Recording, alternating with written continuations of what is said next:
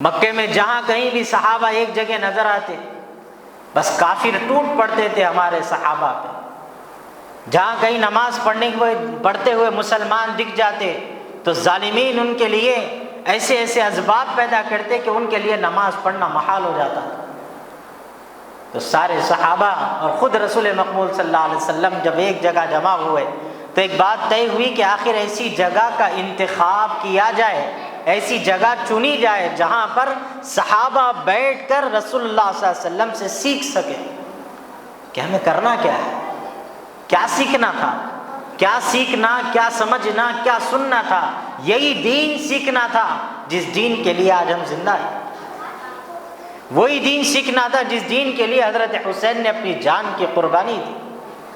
یہی دین، یہی عشق رسول سیکھنا، سننا، سمجھنا تھا جس کے لیے سیدنا ابو بکر صدیق رضی اللہ تعالی عنہ نے ہجرت کے سفر میں رسول اللہ صلی اللہ علیہ وسلم کو اپنی پیٹھ پر اٹھا کر غار ثور کی پہاڑی چڑھ دی. آج بھی نوجوانوں کے لیے چلنا غار ثور کی پہاڑی مشکل ہے، اور حضرت ابو بکر نے اپنی اس عمر کی حالت میں، اپنی اس عمر میں اللہ کے رسول کو اپنی پیٹھ پر اٹھا کر غار ثور کی پہاڑی چڑھ دی. کیا سیکھنا تھا رسول اللہ صلی اللہ علیہ وسلم سے انہیں؟ یہی سیکھنا تھا کہ حضرت ابو قتادہ رضی اللہ تعالی عنہ نے میدان جنگ کے اندر اللہ کے رسول صلی اللہ علیہ وسلم کے آگے چلنے والی تیروں کے سامنے اس طرح مقابلہ کیا کہ ایک تیر آ کر حضرت ابو قتادہ کی آنکھ پر اس طرح لگ گئی کہ آنکھ پھوٹ کر ختم ہو گئی. یہ سیکھنا تھا.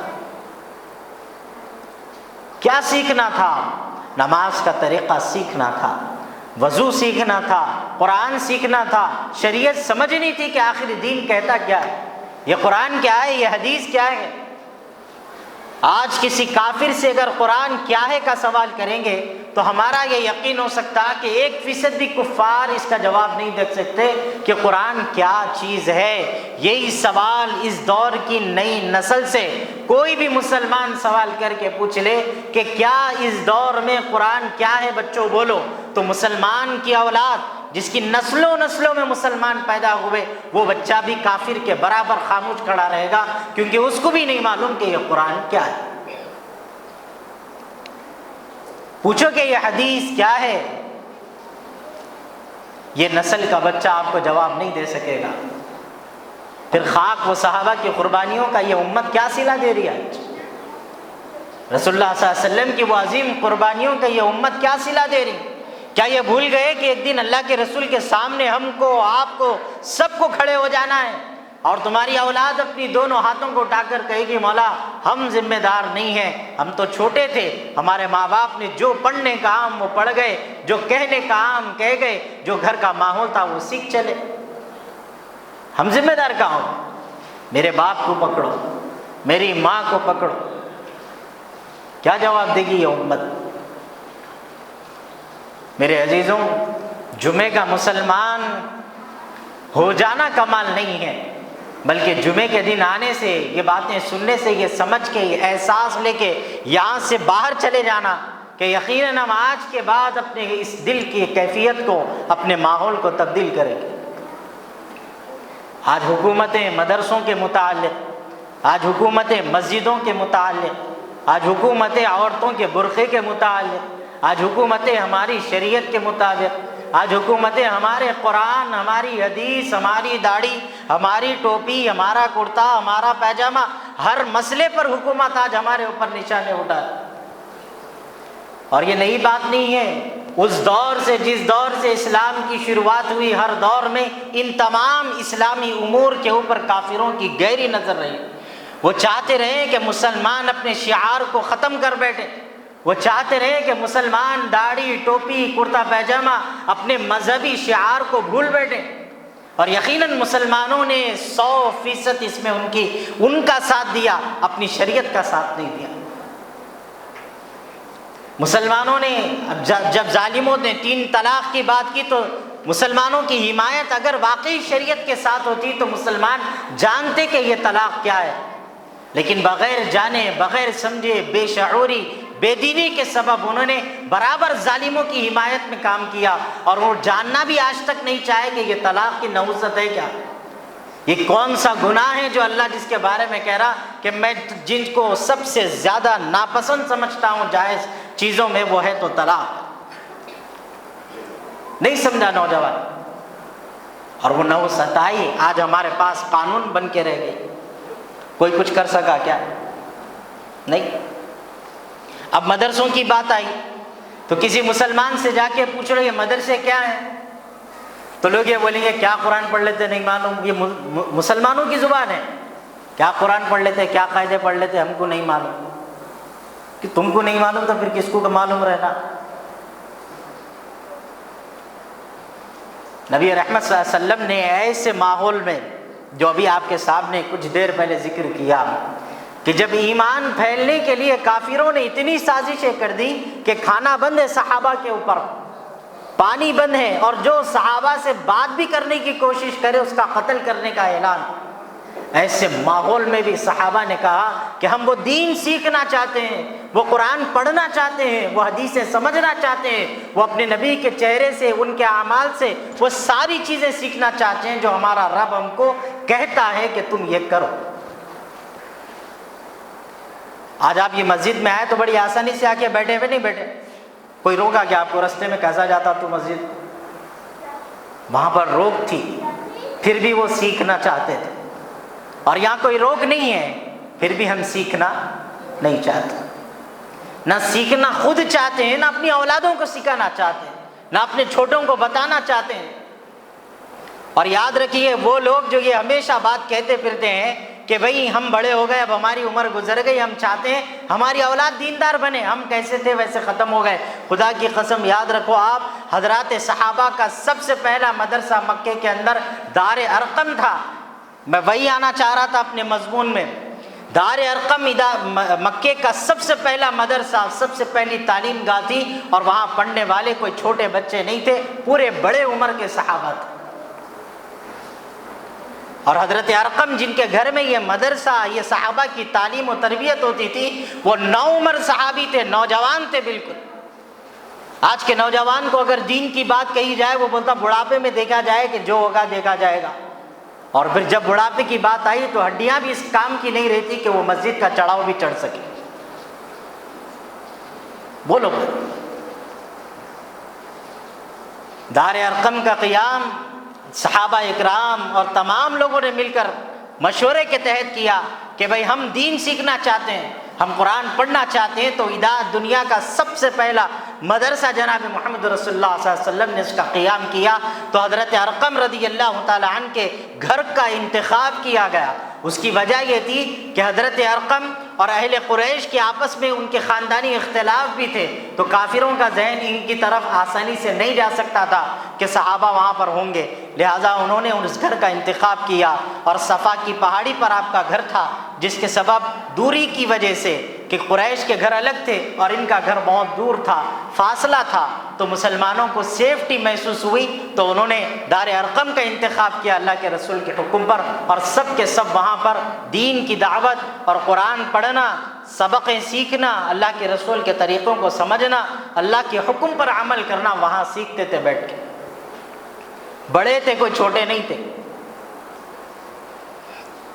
اور اتنی سختی تھی لوگوں کی طرف سے کہ اگر کسی کو بھنک بھی لگتی کہ وہاں پر صحابہ بیٹھ کر رسول اللہ صلی اللہ علیہ وسلم سے دین سیکھتے ہیں تو سب کے لیے مسئلہ تھا۔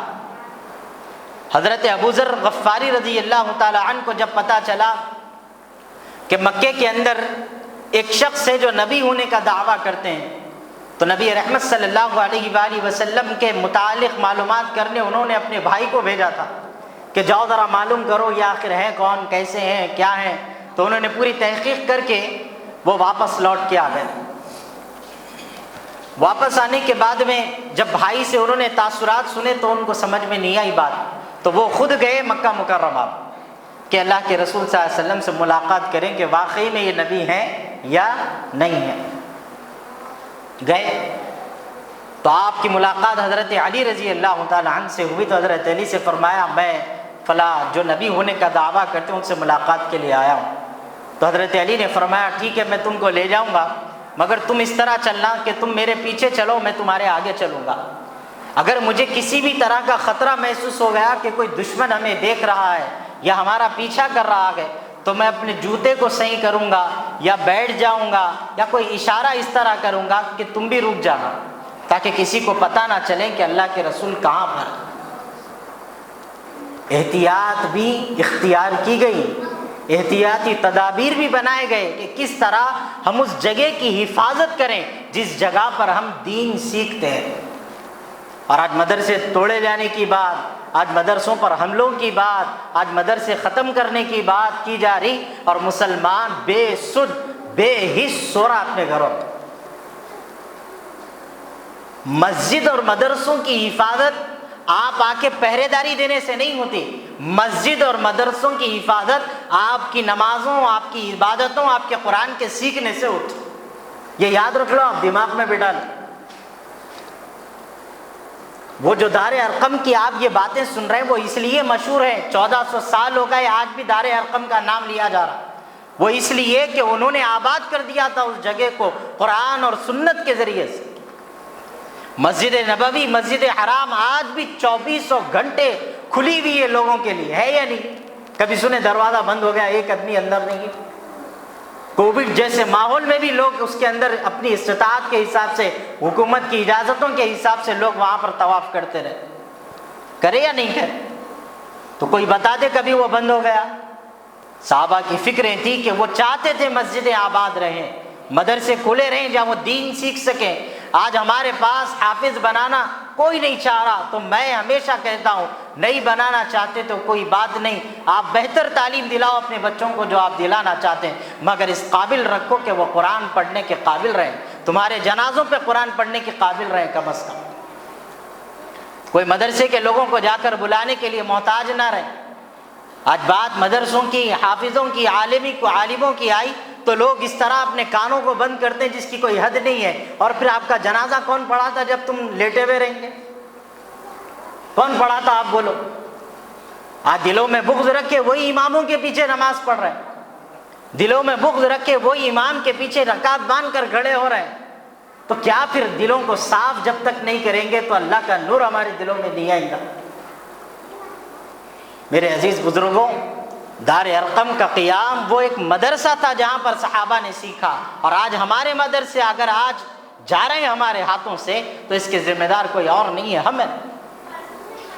ہم بچوں کو حافظ بنانا نہیں چاہ رہے، ہم بچوں کو قرآن سکھانا نہیں چاہ رہے، ہم بچوں کو دین پڑھانا نہیں چاہ رہے۔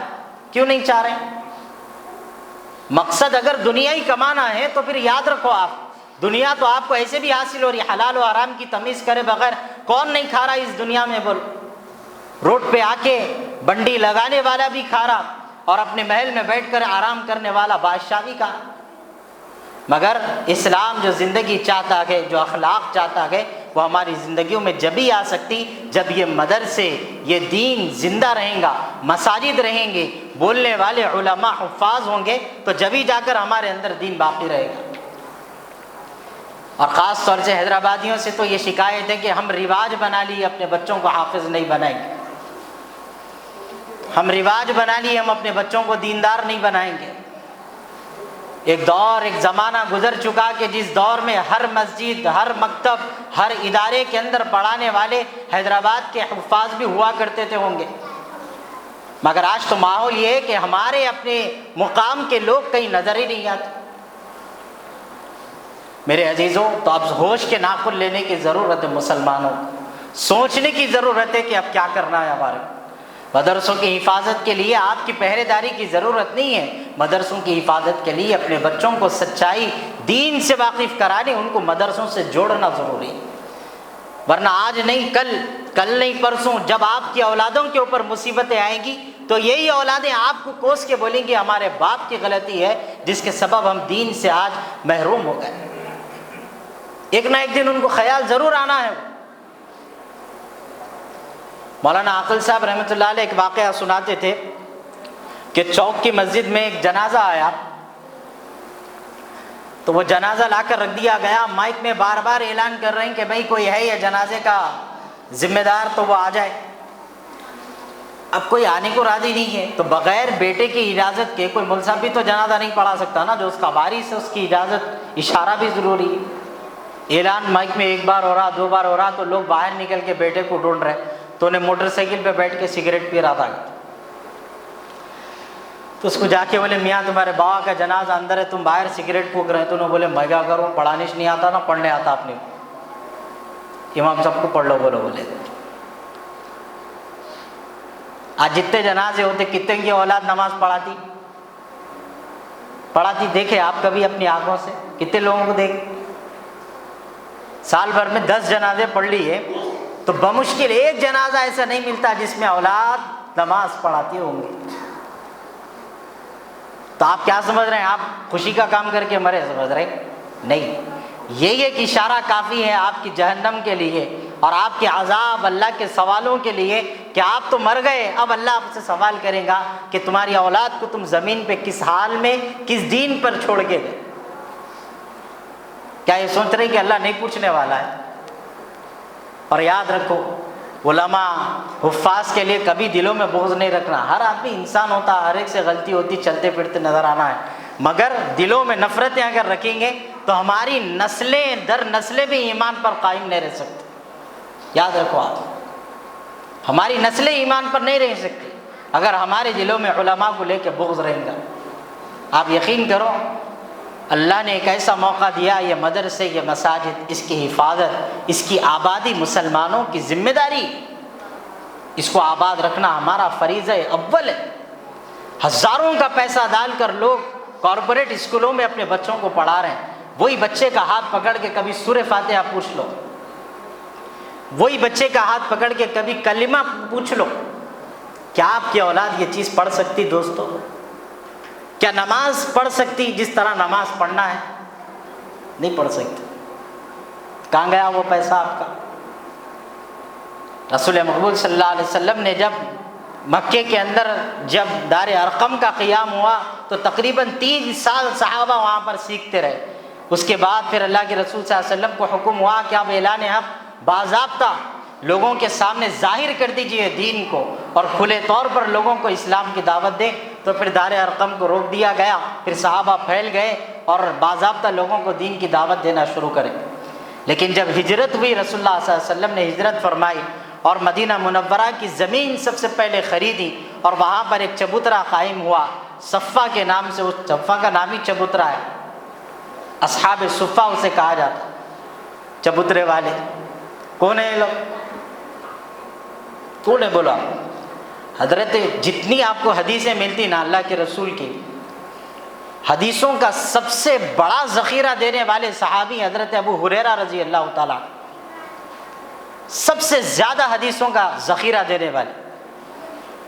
اور آپ تعجب اس بات پر کریں گے کہ حضرت ابو ہریرہ رضی اللہ تعالیٰ اسی چبوترے پہ بیٹھ کر سیکھنے والے صحابی. ان کے ذریعے سے ہمیں دین کا بہت بڑا حصہ ملا. 80% دین ہم کو حاصل ہوا سمجھو. اللہ کے رسول کی ایک ایک ادائیں محفوظ ہوئی، آپ صلی اللہ علیہ وسلم کا طریقہ ہمارے پاس آیا، 80% دین حاصل ہوا. ایسے حضرت ابو ہریرہ اگر کہیں پڑھے کہیں سیکھے تو وہ صفہ کے چبوترے پہ بیٹھ کے سیکھے. وہ بھی ایک مدرسہ تھا جہاں پر لوگ بیٹھ کر دین سیکھتے تھے. اور ہمارے دلوں سے مدرسے کی اہمیت چلے گی. ہم کو مدرسہ کبھی یاد آتا، کل ہی میرے کو ایک صاحب فون کر کے بولے مول صاحب ہمارے بابا کی برسی ہے، 8 بچوں کو آپ کے مدرسے کے بھیجو، میں جو ہے ہمارے بابا کی برسی ہے تو اس میں تلاوت کروانا چاہ رہا ہوں. تو میں صاف جملے پہ بولا دوست بابا آپ کے تو تلاوت بھی آپ. کوئی مدرسے کا بچہ وہ درد نہیں لا سکتا جو درد آپ اپنے باپ کے لیے اپنے دل میں لا سکتے. وہ دعا کوئی عالم نہیں کر سکتا، کوئی حافظ نہیں کر سکتا آپ کے باپ کے قبر پہ جو آپ اپنے باپ اپنی ماں کے لیے کر سکتے. اگرچہ کہ آپ کو رونا نہیں آئے مگر آپ کی دل سے وہ آواز نکلیں گی اپنی ماں باپ کے لیے. تو اپنی اولاد ایک نہ ایک دن، یہ جوان ہے آج، ہم صبح ہم بھی مریں گے، قبر کی غذا بنیں گے، تو اس قابل اپنی اولاد کو چھوڑ کے کم از کم جاؤ کہ تمہاری قبر پہ فاتحہ تو وہ کم از کم پڑھ سکے. اگر وہ بھی نہیں ہے تو پھر فیل ہو جائیں گے ہم لوگ، اللہ کے سامنے بھی جواب دہ ہو جائیں گے. یہ فاتحہ پڑھنا کہاں سیکھیں گا بچہ؟ یہ قرآن پڑھنا کہاں سیکھے گا؟ یہ دعا کہاں سیکھیں گا؟ تو یہی مسجدیں، یہی مدرسے آپ کو سکھاتی ہے دین، جس سے آپ کی قبر روشن ہوگی. میرے عزیزوں، آج مدرسوں کے بارے میں لوگ یہ بولتے ہیں، مدرسوں میں پڑھنے والوں کے بارے میں پھٹے کپڑے پہنتے لوگ، ٹیوشن پڑھا لیتے پھرتے، پڑھلا مار لیتے پھرتے، اور پھر بیچینی ہے، اچھا کپڑا پہنے تو بیچینی شروع ہو جاتی، کہاں سے آ رہا کسی کو اس کے پاس، گاڑی آ گئی تو پریشانی، کہاں سے آ رہا ہوں گا، لوٹ کے کھا رہا، مار کے کھا رہا، کس کا چھین لیا، کس کا اٹھا لیا نہیں معلوم، اتنی بیچینی، تو پوری دنیا کو کھا جا رہا، تیرے کوئی پوچھے آ کے؟ ہاں، لیکن ان سے تکلیف۔ ایک بات آپ کو بولتا ہوں، جو صفا کا میں ابھی آپ کے سامنے نام لیا، وہاں پر بھی بیٹھنے والے ویسی ہوتے تھے، ان کے بعد بھی کوئی کپڑے نہیں۔ بولے کہ اتنے لوگ تقریباً 300-400 کے قریب صحابہ وہاں بیٹھ کے سیکھتے تھے۔ اللہ آپ سب کو مدینے کی حاضری نصیب فرمائے۔ گئے تو دکھ جاتا آپ کو کیسے کیسے نظارے ہیں، کیسی کیسی تکلیفیں ہیں۔ بہرحال وہاں پر بیٹھ کے 300 سے 400 صحابہ دین سیکھتے تھے، اور فرمایا کہ اس میں تقریباً 40 صحابہ ایسے تھے جن کے پاس پہننے پورے کپڑے نہیں ہوتے تھے، تو بہت مشکل سے تہبند باندھتے تھے، وہ بھی آدھی، کہ ان کا سطر ڈھک جائے بس، بولا بھی پھٹے لباسوں میں تھے۔ ایک شاعر کہتا ہے، کیوں ہنسی اٹھاتے ہو ان پھٹے لباسوں کی، کوئی تو اہل دل ہوگا ان پھٹے لباسوں۔ تو کبھی حقارت نہیں لانا کسی کے لیے اپنے دلوں میں۔ اب آپ دیکھو، علماء اور حفاظ کو اللہ وہ مقام عطا فرمایا۔ میں یہاں بیٹھ کے کوئی بڑی بات نہیں کر رہا ہوں، مگر آپ کو احساس کے لیے بتانا چاہ رہا ہوں، ہل نہیں سک رہے میں جب تک ہلایا نہیں آپ کو، صحیح ہے نہیں ہے؟ میں ختم کر رہا ہوں نہیں، آپ بیچارے مجبور خاموش بیٹھے ہوئے ہیں، تو اللہ یہ مقام دیا علماء حفاظ کو۔ اب یہی تصور کرو کہ کل آپ کی اولاد ایسی مسجدوں میں بیٹھ کے بولیں گی، اور آپ ایسے بیٹھ کے جب سنیں گے تو آپ کا فخر کا عالم کیا ہوگا نہیں ہوگا؟ ارے بھائی، 10 کے لیے اگر ہدایت کا ذریعہ بننے کا کوئی آپ کی اولاد ذریعہ بنتی ہے تو بہت بڑی نعمت ہے یہ ہمارے واسطے۔ اور ایک آدمی بھی اگر ایک سنت کو اس کے ذریعے سے، آپ کی اولاد کے ذریعے سے اگر قبول کر لیا اور عمل کر لیا، تو آپ قبر میں بھی ہوں تو آپ کو سکون ہے۔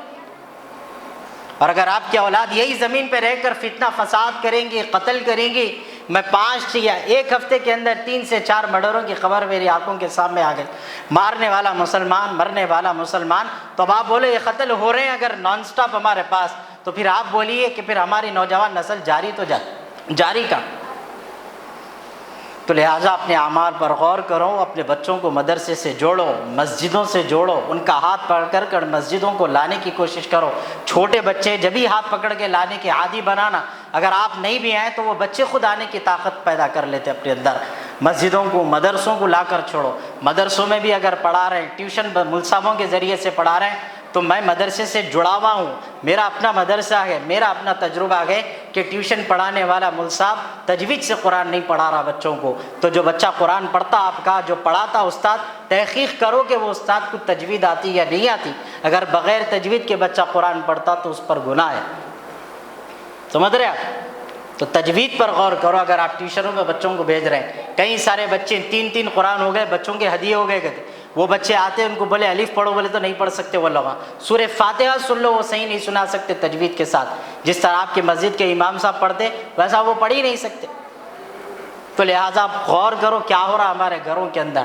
تو انشاءاللہ میں امید کرتا ہوں بچوں کو مدرسوں میں داخلے دلائیں گے، تھوڑا وہ صحیح پڑھائیں گے نا قرآن، پڑھائیے، ضرور پڑھائیے تاکہ ہمارا دین باقی رہے۔ پھر اسی کے ساتھ ساتھ مسجدوں کو بھی آباد کرنے کی فکر کریے کہ مسجدیں چلے گئیں تو ایمان ختم ہو جائیں گا۔ یاد رکھو آپ، ایک وقت آئے گا لوگ مسجدوں کو ڈھونڈیں گے، اللہ قیامت کے قریب مسجدوں کو اٹھا لیں گا، اور آپ ڈھونڈتے رہیں گے کہ ایک سجدے کا وقت ملے، مگر نہیں ملے، ایک سجدے کا وقت نہیں۔ تو ویسی جہاں مدرسوں میں بچوں کو ڈالنا ہے، وہی مدرسوں کا تعاون بھی کرنا۔ اس کو کون چلاتے؟ مدرسوں کو، مسلمانوں کی زکوٰۃ، ان کے صدقوں سے مدرسے چلتے، تو دل کھول کر ان کا تعاون کرنا، کیونکہ ہماری نسلیں اس کے اندر پروان چڑھنے والی، آگے بڑھنے والی ہیں، ان کے دین کو مضبوطی مدرسوں سے ہے۔ تو اس کے لیے تعاون کرنے میں بھی بے جھجک نہیں ہونا، بلکہ دل کھول کے دینا، مگر تحقیق کے ساتھ دینا کہ کون سا مدرسہ صحیح ہے کون سا غلط ہے۔ وہ پونگے لگا کے آ جا رہے ہیں بیٹے، گلیوں میں پھر پھر کے پریشان کر رہے ہیں، تم اٹھائے دے دیے، تو اللہ یہ بھی پوچھتا کیا تمہارے کو معلوم تھا وہ تھا نہیں تھا مدرسہ؟ وہی بس دے دے رہے ہیں۔ جا کے دیکھو، اپنی آنکھوں سے، نگاہوں سے مشاہدہ کرو، اس کے بعد دل اطمینان میں آئے اور دو۔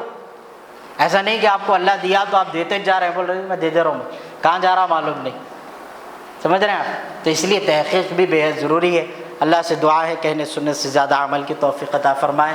زیادہ ٹائم لے لیے معافی چاہتے ہیں، مگر ٹائم زیادہ لیے تو دیکھو آپ مسجد پوری بھر گئی آج، یہ تو 3 صف میں مسجد جمعے کی نماز ہو رہی تھی ہمارے پاس۔ چلیے اللہ کا کرم ہے، اللہ ہم تمام کی حفاظت فرمائے، ہم تمام کا ایمان پر خاتمہ فرمائے۔ وآخر دعوانا الحمدللہ رب العالمین۔